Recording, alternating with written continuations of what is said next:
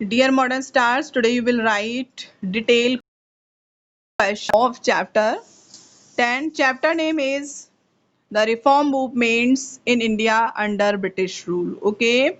So student, take your history civics book and copy also, because today you will write detailed question and answer. So open page number 100 and start writing question number 1.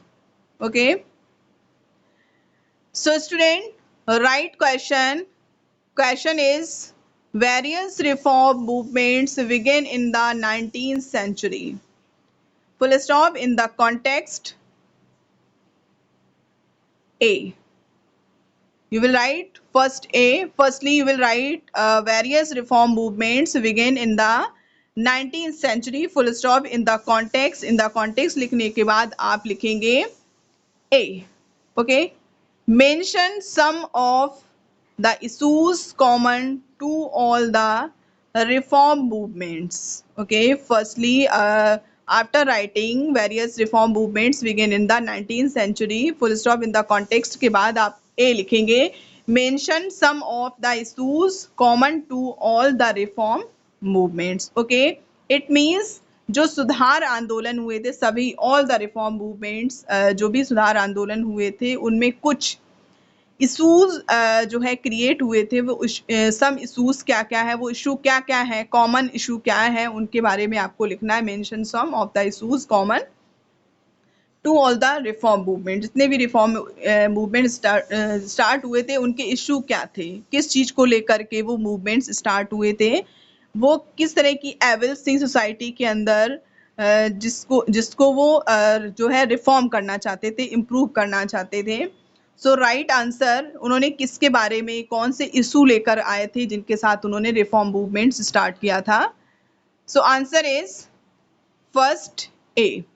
Okay, you will write only points about this answer, about this question. Okay, सिर्फ आप इसमें point लिखेंगे. So number 1, first A, emancipation of women. Okay, it means emancipation means होता है liberty, freedom of women. Women यानी कि स्त्रियों को भी फ्रीडम मिलनी चाहिए, स्वतंत्रता मिलनी चाहिए, इसके बारे में एक इशू था.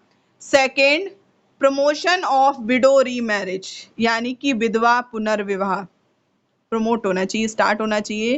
पहले क्या होता था कि सती सिस्टम जो है प्रीवेल था सोसाइटी में, तो जिस स्त्री के हस्बैंड की डेथ हो जाती थी उनको अलाइव जो है अलाइव ही जो है वर्न कर दिया जाता था, जला दिया जाता था डेड बॉडी के साथ उनके हस्बैंड की. सो जो रिफॉर्मर थे उन्होंने कहा कि एक एविल है, किसी जिंदा व्यक्ति को आप कैसे जला सकते हो, इसलिए विडो रीमैरिज जो है स्टार्ट की गई थी. उन्होंने इस चीज की वकालत की जितने भी रिफॉर्मर थे. Next, education for women. Okay, यानी कि स्त्रियों के लिए शिक्षा. नेक्स्ट, एबोलिशन चाइल्ड मैरिज, जो बाल विवाह होता था उसको एबोलिस्ट किया गया, उसको स्टॉप करने के लिए उन्होंने जो इशू थे, abolition of child marriage. Next, adoption of western education, पश्चिमी जो शिक्षा है उसको अडॉप्ट करना, ये जो इशू थे. Next question is first b. What were the beliefs of Swami Vivekananda? It means Swami Vivekananda के beliefs क्या थे, उनके principles क्या थे, सिद्धांत क्या थे. Okay, so note down answer first B. What question is, what were the beliefs of Swami Vivekananda, and answer is, note down.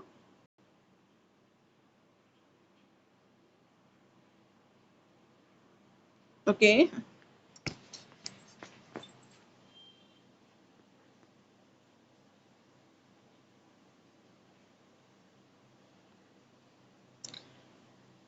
Okay.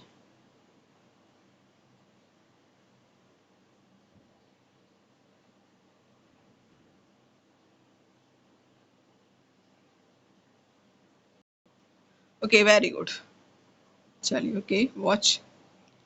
Swami Vivekanand was a disciple of Ramakrishna Paramahansa. Okay, Swami Vivekananda जो है रामकृष्ण परमहंस के जो है वो अनुयायी थे. Was a disciple of Ramakrishna Paramhansa जो है उनके गुरु थे, उनके वो स्टूडेंट्स थे, डिसिपल थे, जो है शिष्य थे उनके। Swami Vivekananda was a disciple of Ramakrishna Paramahansa, full stop. He set up the Ramakrishna Mission, उन्होंने रामकृष्ण मिशन की स्थापना की थी। To spread education reform the Indian society, यानी कि भारत के समाज जो भी सुधार थे, भारत समाज में जो सुधार आंदोलन चल रहा था, सुधार में हेल्प मदद करने के लिए और एजुकेशन को स्प्रेड करने के लिए उन्होंने रामकृष्ण मिशन की स्थापना की थी। Some of his beliefs were as follows, और उनके कुछ विश्वास जो है उनके बारे में दिया गया है कि फर्स्ट जो उनका प्रिंसिपल था स्वामी विवेकानंद का, तो first is essential unity for all religions. It means सभी धर्म जो है एक है, यूनिटी की बात की है कि सभी धर्म एक एसेंशियल, जो उसका मेन सार है, जो एक एसेंस है जितने भी और रिलीजन्स का है, वो सब, इट मीन्स सारे धर्मों को एक हो करके जो है सोसाइटी के जो भी एविल्स हैं उनके खिलाफ जो है स्टेप लेना चाहिए और उनको इम्प्रूव करना चाहिए। सो फर्स्ट पॉइंट था essential unity for all religions, and second point importance of religious tolerance, धार्मिक सहनशीलता, ब्रदरहुड, ओके, भाईचारा, पीस, शांति, एंड हार्मनी, ओके। ओके, सामंजस्य की बात होती है, हार्मनी मीन्स होता है यूनियन, यूनिटी की बात होती है, ओके। सो उन्होंने जो है किसकी बात की है, इम्पोर्टेंस ऑफ रिलीजियस टॉलरेंस की बात की, ब्रदरहुड की बात की, पीस की बात की, एंड हार्मनी की बात की, सामंजस्य की बात की है। And next point number third, okay, condemnation of the caste system, यानी कि कास्ट सिस्टम जो है कंडेम होना चाहिए, ओके। उन्होंने condemnation of the caste system, social and economic inequality, जो असमानता थी समाज और आर्थिक रूप की, एंड रिचुअलिज्म एंड सुपरस्टिशंस, और जो सुपरस्टिशंस और रिचुअल जो आडंबर थे, और जो कास्ट वाइज जो है अपने आप को सुपरस्टिशन यानी कि अपने आप को सुपर, यानी कि समाज में अपने आप को उच्च स्तर पर दिखाना, इन सबको उन्होंने जो है कंडेमेशन, उसको कंडेमनेशन करना, ओके, ये प्रिंसिपल था, ये उनका बिलीफ था। Number 4, promotion of self discipline,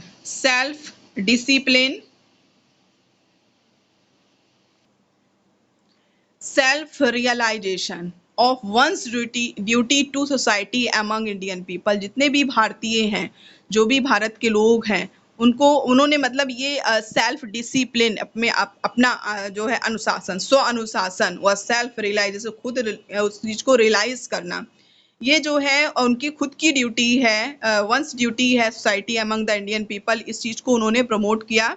So listen again, promotion of self-discipline and self-realization of one's duty society among the Indian people.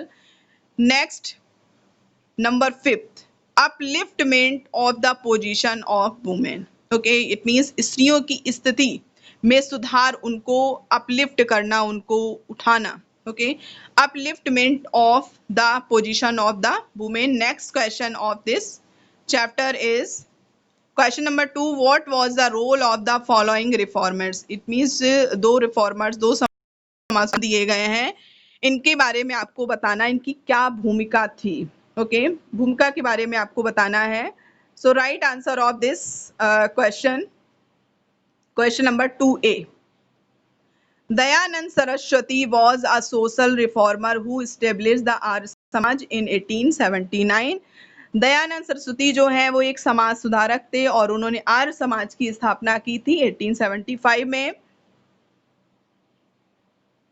Dayanand Anglo Vedic school, जिसको शॉर्ट में डीएवी कहते हैं, were set up up to promote his ideas, अपने जो idea थे, जो भी evils थी उस टाइम पर सोसाइटी में, जो भी एविल्स थी, जो बुराइयां थी, जो कि अपियर हो चुकी थी, और जिसे जो कॉमन लोग, जो कॉमन पीपल थे, उनके लिए वो डिस्टर्बेंसेस उनके लिए क्रिएट कर रही थी, ओके, जो है, तो उनसे मतलब उनको दूर करने के लिए, उनको रिमूव करने के लिए, तो जो उनके आइडियाज थे उनको प्रमोट करने के लिए उन्होंने डीएवी कॉलेज डीएवी स्कूल की स्थापना की थी। Some of the reforms that he campaigned as follows, और वो कुछ सुधार थे जिनके लिए उन्होंने कैंपेन किया। ओके, सो वो क्या क्या थे? Number 1, banning of child marriage. सबसे पहले बाल विवाह बैन होना चाहिए, बंद होना चाहिए, स्टॉप होना चाहिए, banning of child marriage. Second, rejection of idol worship and caste system. Okay, यानी कि आइडल वर्शिप, किसी को आइडल जो है उनकी वर्शिप, पूजा करना, और कास्ट सिस्टम को, कि जो भी कास्ट सिस्टम है जो बहुत रिजिडली उस समय जो अपियर हुआ था, जो समाज के कॉमन पीपल थे, जो जिनको शूद्र कहा जाता था, तो उनको अनटचेबल माना जाता था, छुआछूत बहुत ज्यादा था, उनको बहुत सारी चीजों के लिए बैन किया गया था। ठीक है, तो उन सारी चीजों को रिजेक्ट किया गया, उन्होंने रिजेक्ट किया। Rejection of idol worship and caste system. Number 3, he also opened वैदिक study to members of all caste. It means उन्होंने जो है वैदिक स्टडी, यानी कि वेदों की स्टडी सब कर सकते हैं, चाहे वो किसी भी कास्ट से बिलोंग करता हो। तो ही ऑल्सो ओपनड वैदिक study to members of all caste. Okay, क्योंकि जो एक बुराई, कैबल्स, ये चीज एक हो रखी थी कि समाज में कि संस्कृत सिर्फ हाई कास्ट के लोग ही पढ़ सकते हैं, जो कि ये बौद्ध धर्म, जैन धर्म के टाइम ड्यूरेशन में था। तो इसलिए वो सिर्फ क्या करते थे, जो मंत्र होते थे उनको सिर्फ क्या करते थे, उनका सिर्फ उच्चारण करते थे, उनका मीनिंग नहीं समझते, क्योंकि उनको संस्कृत नहीं आती थी। तो ये जो अर्ली वैदिक पीरियड था, उस टाइम पे लोग जो है बहुत हैप्पी थे, और बहुत सारी जो एवल्स थी उस टाइम पर। जब लेटर वैदिक पीरियड स्टार्ट हुआ तो उस टाइम पे ये कास्ट सिस्टम स्टार्ट हो गया। धीरे धीरे ये बहुत रिजिड होता चला गया, जो कि सोसाइटी के लिए बहुत ही जो है इसने डिस्टर्बेंसेस क्रिएट किए। तो उसको जो है दयानंद सरस्वती ने उसको रिमूव करने के लिए लोगों के सामने एक ओपिनियन रखा, और इसके लिए उन्होंने फाइट की कि जो है सब वेदों को सब पढ़ सकते हैं। So third point is he also open Vedic study to members of all caste. Next question number 2B। Question is Syed Ahmad Khan, यानी कि सेकंड टॉपिक आपका जो है क्वेश्चन नंबर 2B है, सैयद अहमद खान का रोल क्या था, आपको लिखना है। So note down. Syed Ahmad Khan was a Muslim educator, एक मुस्लिम शिक्षित जो है पर्सन थे, ये जूरिस्ट थे एंड ऑथर, लेखक भी थे। He started the Aligarh movement to better the condition of the Indian Muslim. जो इंडियन मुस्लिम थे उनकी कंडीशन को बेटर करने के लिए उन्होंने अलीगढ़ मूवमेंट स्टार्ट किया था। He promoted western education and set up Mohammedan Anglo Oriental College in 1877 in Aligarh. उन्होंने वेस्टर्न एजुकेशन को प्रमोट करने के लिए, बढ़ाने के लिए मोहम्मदन एंग्लो ओरिएंटल कॉलेज की स्थापना की थी अलीगढ़ में 1877 में।